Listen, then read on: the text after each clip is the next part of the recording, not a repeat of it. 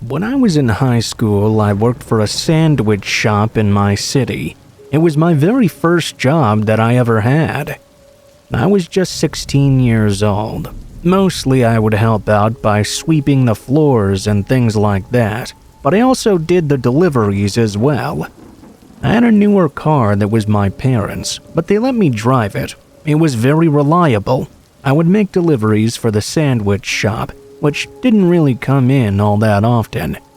We'd maybe get like one delivery every hour or so, if that. It was much more common for people to just come in and grab their sandwiches, or pick them up after ordering ahead. One night, when things were pretty quiet, we got a delivery order at around 10 p.m. or so. The sandwich was made and I grabbed it up and headed out to make the delivery. I got into my car and punched in the address. I remember it was about 10 minutes away. I knew the area decently, but not all that well. I was still a pretty new driver at the time. This was a neighborhood I had never been to before. It was an apartment complex that looked kind of old and run down. I parked right on the side of the street and walked over to the apartments. They opened up to the outside. I looked at the unit numbers and followed them until I got to one that I was delivering to. It was on the very far end and a ways away from where I'd parked. I began to notice that things were very quiet. I rang the doorbell next to the door, and nothing happened for a while. I figured maybe the doorbell was broken or something. I knocked on the door to let them know I was there. Even more time went by, with still no response at all. All of a sudden, out of nowhere, the door swung open. Nobody was there, though. Whoever just opened the door must have been behind it the entire time, and then went around the corner after opening it. I didn't really know what was going on here. I looked further inside the apartment. It was pitch black in there. There appeared to be a kitchen right inside, but I could hardly see anything at all. Not a single light was on in there. Obviously, there was no way I was just going to step inside like that. I announced that their sandwich delivery was here. Nobody responded to me, not after seeing or hearing me there. For another minute or so, I waited for any response. I walked a bit closer. I put one foot inside and looked around to see if anything was in there. I still couldn't see anything. I asked again if anybody was there. Still no answer. It was really quiet inside, when out of nowhere, I heard a really creepy laugh coming from deeper inside. It sounded like a deliberately creepy cadence. I couldn't pinpoint exactly where it was coming from, so I backed away, feeling more than a little unnerved now. I was trying to figure out what to do. I didn't want to get in trouble for not delivering the order. I heard more of the laughing. It was just so creepy sounding. And then someone finally spoke, in as deep a voice I imagined they could muster. "Come in, come in." The voice sounded like it was fake, like it was being run through a voice changer to be really deep. It really freaked me out. I put the sandwich on the ground in front of the doorway and then ran back to my car. I drove back to the restaurant and paid for the sandwich with my own money. I didn't want to tell my boss about what happened. Looking back with the benefit of hindsight, my boss probably would have been perfectly fine with it and not even got on my case at all. He was a really nice guy, which I would find out later. I was too embarrassed to admit that I had been scared off, though. I mean, I never saw anyone in there, and they hadn't directly threatened me or anything, but it was a very suspicious and shady situation. That was my scariest experience I had working there.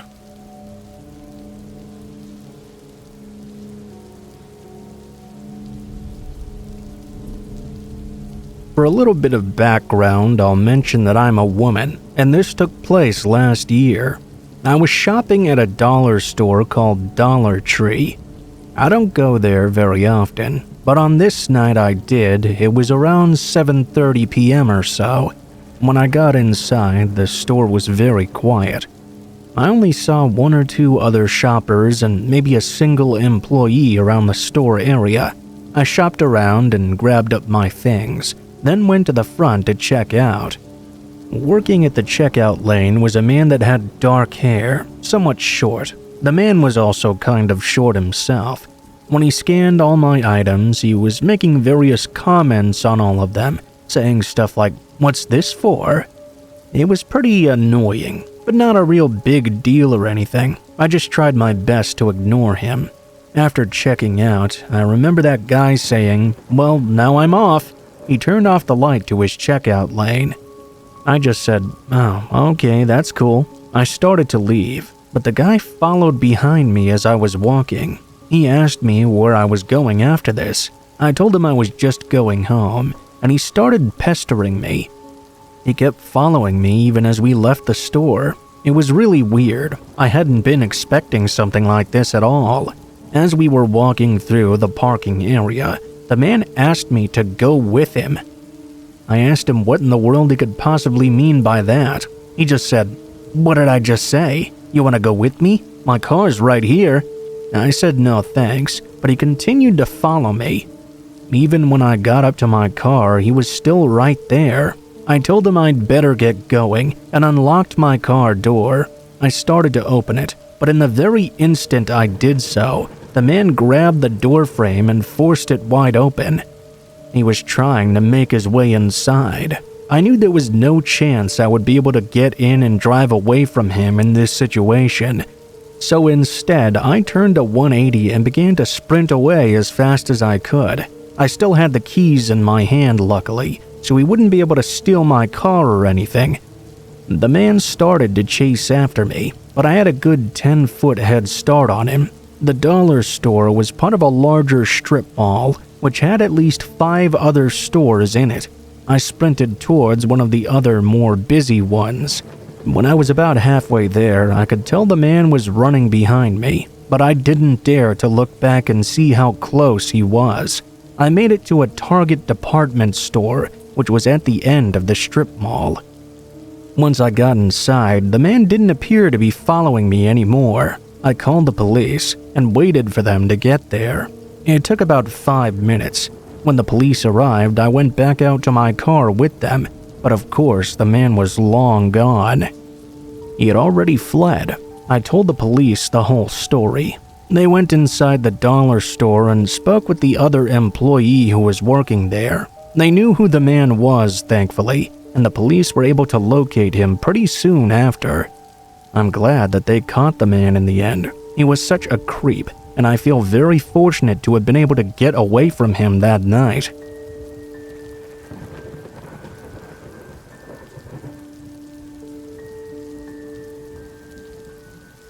Recently, there was an Amber Alert, and my daughter was asking me what all the beeping sounds were all about. For those of you who don't know, an Amber Alert is an emergency alert that goes out whenever a child is reported missing. If you receive notifications, you know exactly what I'm talking about. The alert will often give information like the victim's appearance as well as the perpetrators, the location of the abduction, the make and model of vehicle to look out for. My phone started beeping one evening while helping my daughter clean her room. An Amber Alert. I gave her the small rundown and that was that. However, in doing so, it triggered a childhood memory I have, where I believe with all my heart that I was almost taken when I was a kid. To be clear, this isn't a memory that was like lying dormant in my subconscious or something. It's something I've pondered on and off about for years now. I'm a 41-year-old man, by the way. This occurrence happened when I was just a young boy. My guess is around 7 or 8. I can't be sure since it was so long ago. My parents took me to a neighboring city to do some shopping. We lived in a rural town with not much to offer, so from time to time we would head down to the city, about 45 minutes from where we were situated. It just kinda had more to offer, honestly. They would take me up there for school clothes shopping, out to eat because the restaurants were better, and to grab stuff because my mom was a crafter. She really loved to make crafts. It was her thing. There were various different craft stores and a fabric store. and she really liked going to that one. This specific trip, we went to a fabric store, Joann's Fabrics to be exact, I believe. It was a pretty large store. As a kid, I guess almost every place seems big, but no kidding, this was a gigantic place. My dad sat out in the car while I went in with my mom. He did that a lot. He wasn't so interested in these things as we were. Can't exactly blame him there. I can't exactly recall what my mom was looking for or trying to buy that day, but I remember we were in an area with a bunch of racks with various fabrics hanging around us. The area was toward the beginning or entrance of the store.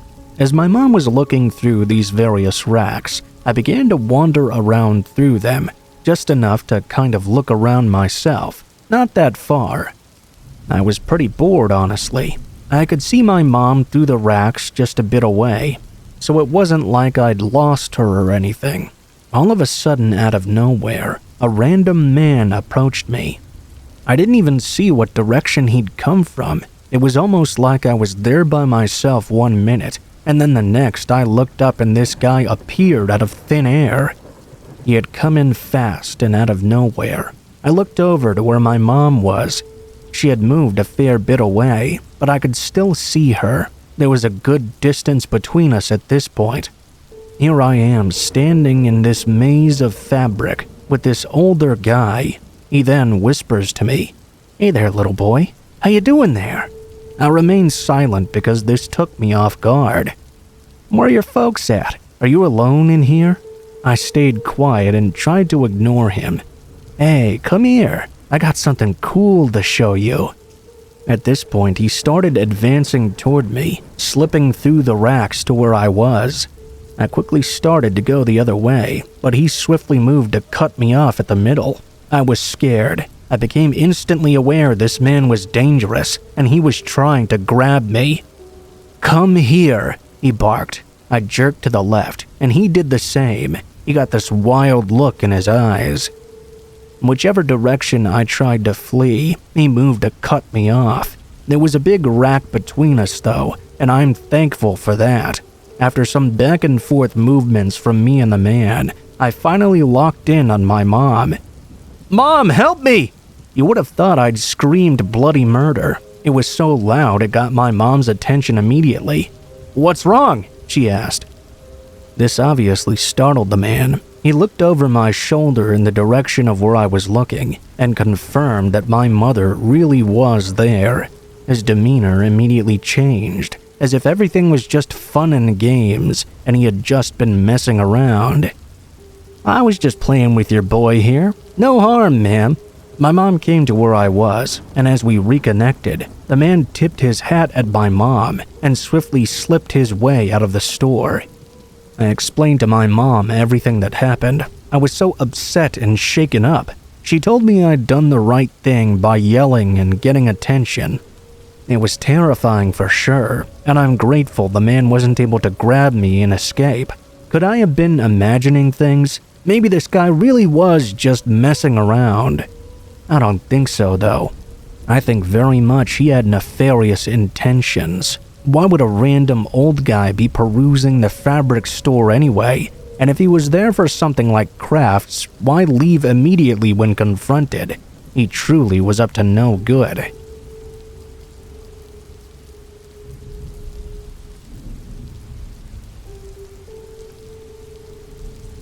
I really wish I could explain exactly what happened in this story. That's the sort of person I am. I don't like to just assume something happened. I think everything must have an explanation. But for the life of me, I just can't figure this one out. It's a pretty simple experience I had. I was trying to get away from it all for a while. I do this about once or twice a year, going out camping by myself.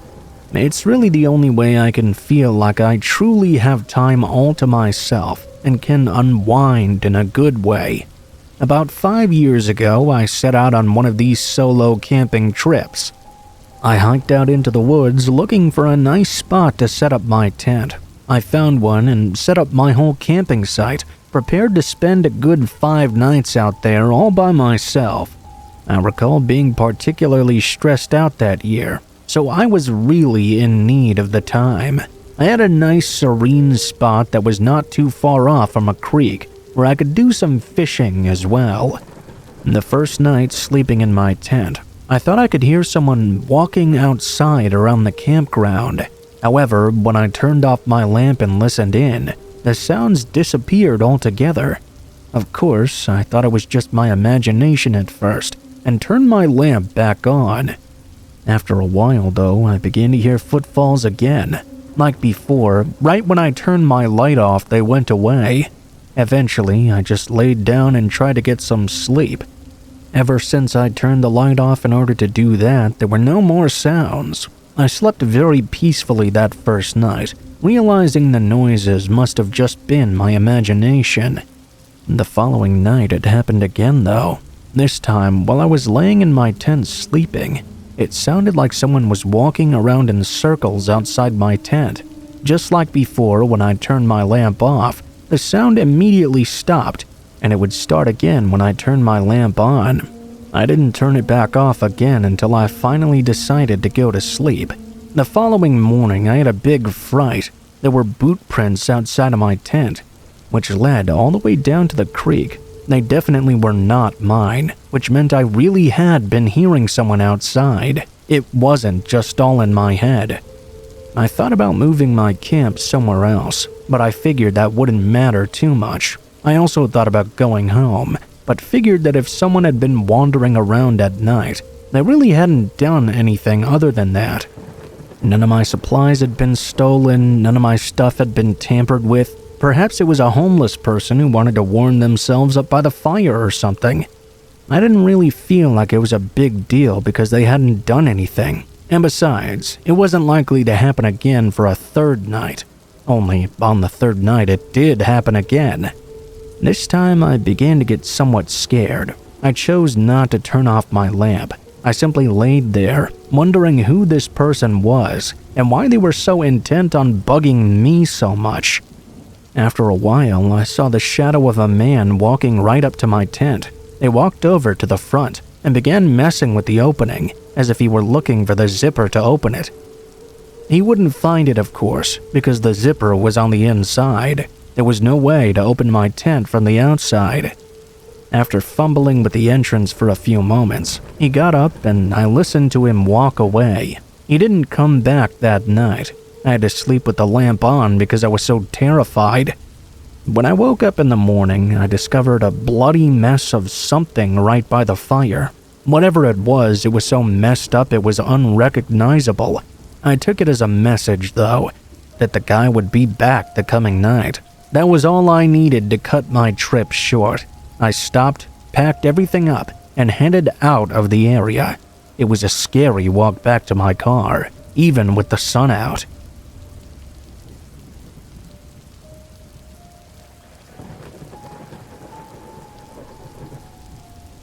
Although I grew up in a pretty bad neighborhood, it was not one of the worst. There was a bit of crime and violence happening all the time, but it wasn't so bad there were drive-by shootings or lots of murders or anything like that. It still wasn't great, though. My mom was a single mother to us 3 kids. I was the middle kid. She had to work 3 jobs sometimes to be able to support us. My older sister was left in charge of us most of the time. My mom's most important rule was always that we had to be in the house before it got dark outside. I guess I was at age 13 or so, and I didn't want my older sister telling me what to do anymore. Plus, I thought I was bad enough that I could do whatever I wanted. A lot of my other guy friends would make fun of me for having to be home at a certain time. It was beginning to get old. One day after school, I went to the park to play basketball with one of my friends. This was in the fall, so it had started getting dark earlier in the evening. We were shooting hoops when my friend told me he had to get going and he would see me later. Normally, I would have gone home right then as well, only this time I did not. I decided I wanted to stay and play a bit longer. I was having a lot of fun, and I was positive nothing was going to happen to me anyways. I just stayed and kept shooting the ball while the sun went down. It got dimmer and dimmer outside. Whilst I was playing, a big guy came to the courts. He didn't have a ball on him though. There was no one else besides me there at that point. He began watching me play, which was making me very uncomfortable. He was leaning against the fencing just watching me. I didn't think I could stay there much longer. The man was making me feel so uneasy. Also, I felt a little bit scared trying to leave though. I mean, if he was a real bad guy and saw me leaving, surely he would think I was leaving because he was watching me. I took a shot that missed and bounced off the backboard. My ball hit the ground and started rolling on the court and rolled right over to the guy. For the first time since he began leaning against the fence, the guy moved and picked up the ball. I expected him to throw it to me at first, but he just held it and kept staring straight at me. I put out my hands, indicating to him to pass me my ball, but he didn't. He just stood there holding it, and he got this really scary look on his face too. I really just wanted to leave and go home, but I couldn't leave without my ball. I told him I had to go home now, and asked him politely if he could please pass it to me. "Sure, kid, I can pass you the ball." Instead of doing that though, he took a knife out of his pocket. He stabbed my basketball and crushed it between his hands, deflating it into a soggy piece of plastic. I looked at him for a moment, and he threw the deflated ball at my face. I was frozen at first, but he took a step towards me, brandishing his knife. I took off running. I didn't live too far away from the park, so at least that was good. I didn't have to run very far. I didn't dare to look back as I ran. I thought I could hear the guy chasing me, but I couldn't exactly be sure. When I ran by some people on the sidewalk, I figured he must have given up. It would have been stupid for him to chase me where other people were. My older sister was actually very nice about it, and didn't tell my mom that I had been out later than I was supposed to be. When I told her what had happened, she figured I must have learned my lesson and wouldn't be doing that again.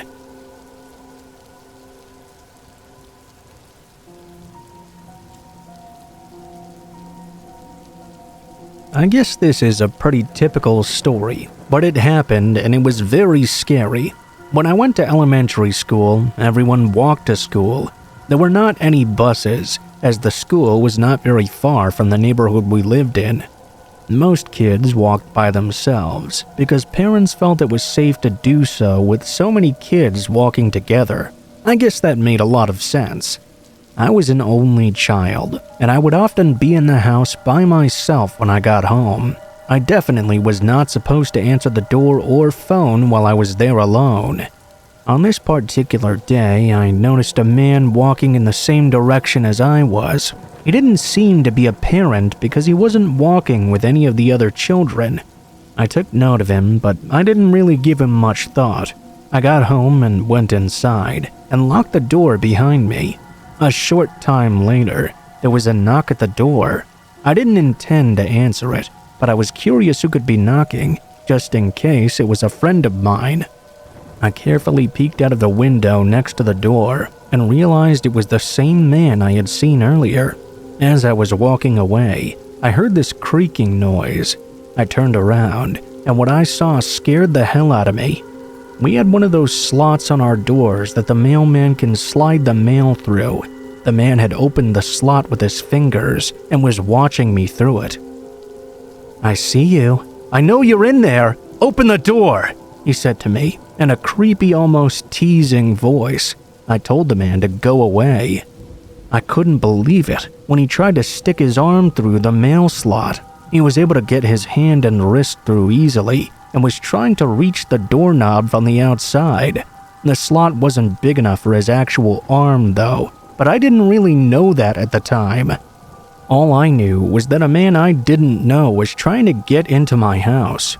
This was on a military base housing, and the number for security was on the phone. I ran and picked up the phone and called security. The guy probably realized what I'd done. He struggled to get his arm out before running off before security could arrive. It turned out this wasn't even the first time the guy had tried that. Security had similar complaints about him from other people, The next time he tried, though, he was promptly arrested, and he got exactly what he deserved.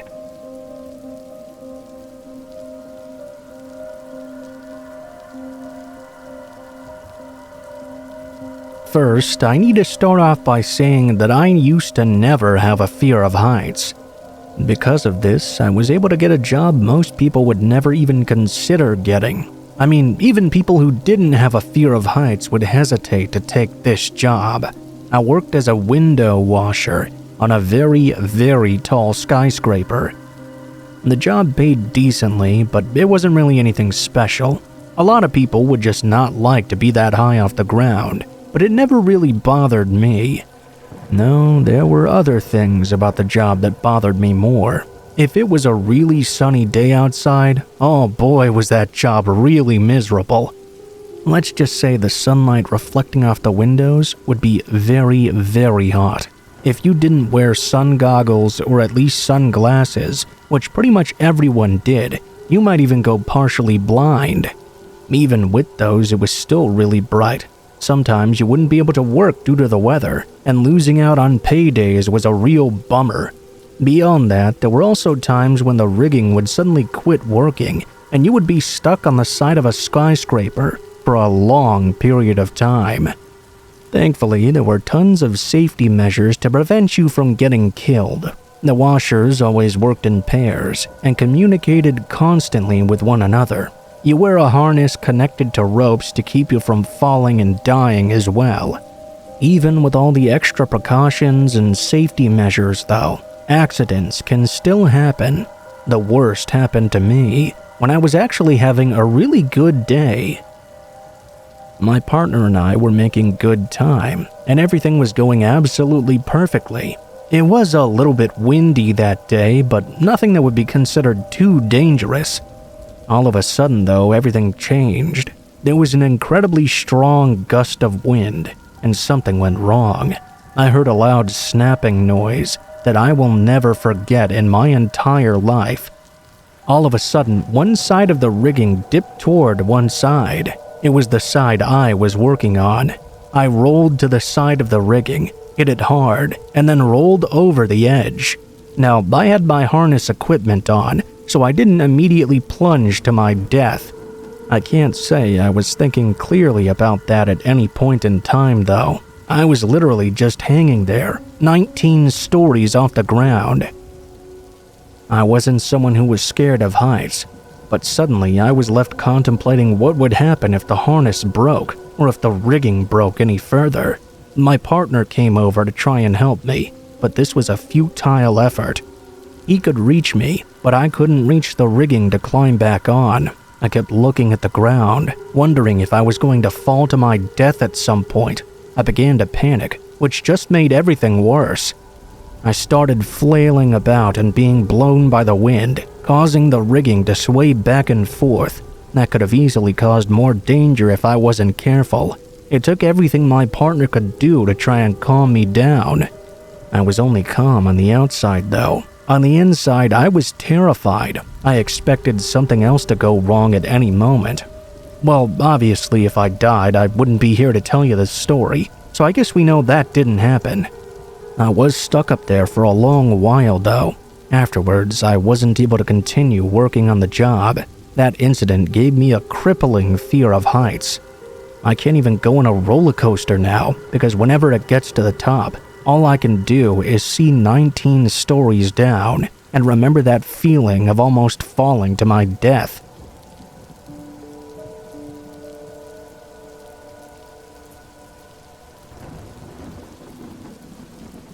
I had a year where I lived in complete and total hell. Many scary things happened that I can tell you about during that time period. It was the worst time of my life, and has left me messed up for the remainder of it. However, it was the beginning of that hell that was the most scary. I remember I was walking home from school by myself. I had this shortcut I like to take through the woods to get home much faster. I did this all the time, basically. But this time, something strange was going on. Even before I got to the woods, I felt like someone had been following me. There were these three big guys walking not too many steps behind me. Every corner I turned, they followed me, and when I turned off the sidewalk in order to cut through the woods, I totally expected them to follow me through there as well. I was surprised and very relieved when they didn't do that. My apprehension didn't go away once I got into the woods, though. I kept hearing what I thought was someone following me. There were sounds of twigs breaking and things being stepped on. I was nervous. I wished I had never taken that shortcut. I kept telling myself that my mind was just playing tricks on me, and there really was nothing out there. All of a sudden, though, I heard a voice to the side of me. "We're gonna get ya," in a real sing-song manner. He sang it several times. I decided I needed to make a run for it. However, as I started to run, one of the big guys I saw earlier stepped out in front of me. He blocked my path and prevented me from moving any further. I was stopped dead in my tracks. I was about to turn around and run back the way I came, but as I tried, I saw someone coming at me from the side. I looked the other way, and a third person was coming at me. I still tried to run back the way I came. I didn't get very far. One of the guys tackled me to the ground. He held me down by my ankles, and I went face first into the dirt. As I struggled, they tied my arms behind my back, and then one of the people shoved a bag over my head. I was taken roughly and shoved into a car. I could hardly believe this. I was being kidnapped. I mean, who would want to take me? It didn't make any sense at all. I was convinced this was the end of my life. I thought about Adam Walsh. I wondered if I would be tortured like he was and possibly beheaded. All the worst thoughts went through my mind. After I was shoved out of the car, I was brought to a building where they took the bag off me. I was shocked to see I was in some sort of office. Things were explained to me, and it was nearly as horrifying as the kidnapping itself. It had all been set up by my parents, they told me. They had enrolled me into a school meant for kids with bad behavior, only it wasn't a school at all. It was a torture area. They fed us food not even fit for animals. I recall throwing up once and them forcing me to eat it up off the ground. We had to sleep on the floor, and it was always cold. There were regular beatings and torture of all sorts. There was no education, just mental programming. Fortunately, I was able to play their game and get out quickly, but that's not much solace for the other kids who had to put up with all of that for much longer. Several of these schools exist, and thankfully Netflix has a docu-series about them now. Imagine that, a place so horrible that the kidnapping was the least scary part about it. Things like that should not exist.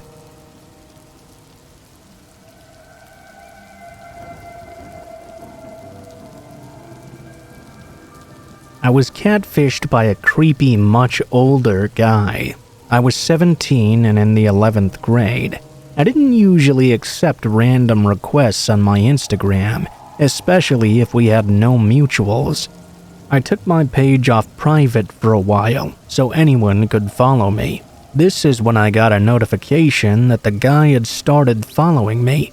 The page had a normal following, not small enough to question whether it was a fake account or not. He had multiple pictures of himself, his friends, his family, all with captions and everything. His comments were off for all his posts, but that wasn't much a red flag. I did that for my account too. Immediately after following me, he went through my profile and liked all of my pictures. He was a fit, good-looking guy, so I was quite flattered. Not long after, he DM'd me, replying to a story of mine. He asked me if I was from so-and-so city, and said that he was from there too. We immediately hit it off, and DM'd non-stop for a while. It didn't feel forced at all, and we never ran out of things to talk about. Eventually, we swapped phone numbers and started texting. He told me he was studying at a really good university, which was in a city 2 hours away from where we both lived. Our talks escalated to day-to-day phone calls, which could last for hours. I sincerely started developing feelings for him, and he made it clear he felt the same for me. We would talk about our deepest insecurities, our pasts, what we wanted our futures to look like. It had been about 2 months of talking, and I was undeniably eager to meet up in person. He would tell me he was coming to visit on the weekend, but would always come up with some excuse as to why he couldn't make it. He gave very convincing and detailed excuses, never vague, so I didn't question it. I hadn't told any friends about him until my best friend and I had a sleepover.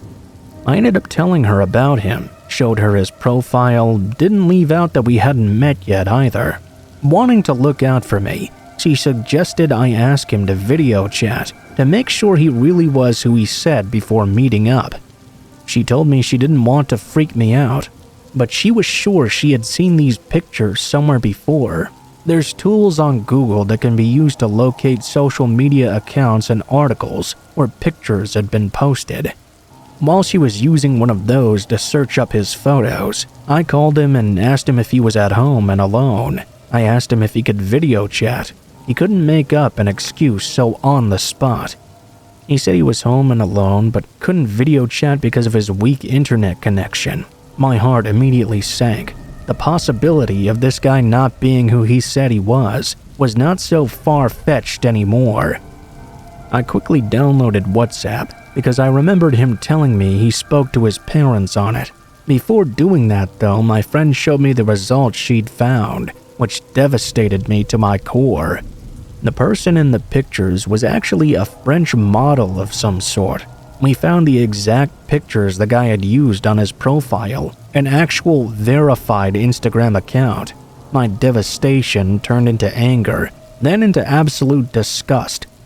I saw his actual profile picture on WhatsApp. He was evidently much older than he claimed to be, probably in his 30s, and a completely different race than what he portrayed. He'd lied about being a university student. He'd lied about basically everything. I wanted to crawl into a hole and die. I started to sob and confronted him on WhatsApp. He went on to explain how he came across my profile randomly and desperately wanted to have me. He said he knew I wouldn't be interested in who he actually was and wouldn't be attracted to him, so he used a fake account to try and get me. He said he came close to coming clean multiple times but was afraid of how I would react. He said even though his persona was fake, everything else was genuine. Turns out he was a 31-year-old mechanic, living with his parents.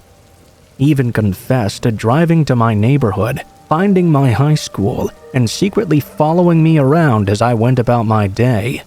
I blocked him, and he quickly started texting my number from other sources, begging me not to block those too, and to give him a chance to explain things face to face.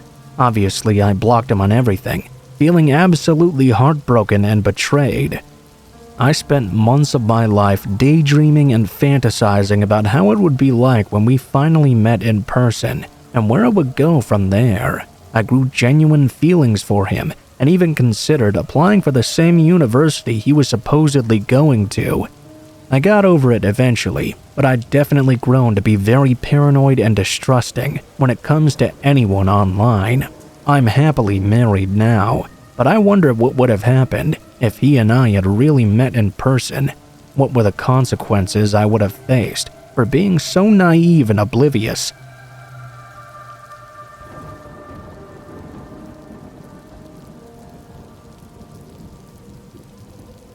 Last summer, me and my friends decided to go to this abandoned army base that we'd heard of before but never bothered to visit. In order to get to it, you have to walk to and across a river, then walk uphill through woodlands for about 15 minutes or so. It was quite far from where we would usually hang out. After the uphill trek, we came to a field that had several stone crumbling compounds, each with tunnels connecting to one another. We explored the first half of the tunnels and just messed around until we came to a clearing. This is where things started to get weird. There was a single bale of hay just sitting there, burning away, with no sign of anybody around. By this time, it had gotten really dark out, and it had begun to feel like one of those someone is watching moments. Out of nowhere, we began to see flashing lights coming from the forest that seemed to be signaling something to each other. To say the least, we just about shat ourselves and started running back through the passages to the woods we'd came from. When we looked back from the cover of the woods, we could see a hooded figure rushing out of the tunnels, scouring the place for us with a spear of some sort.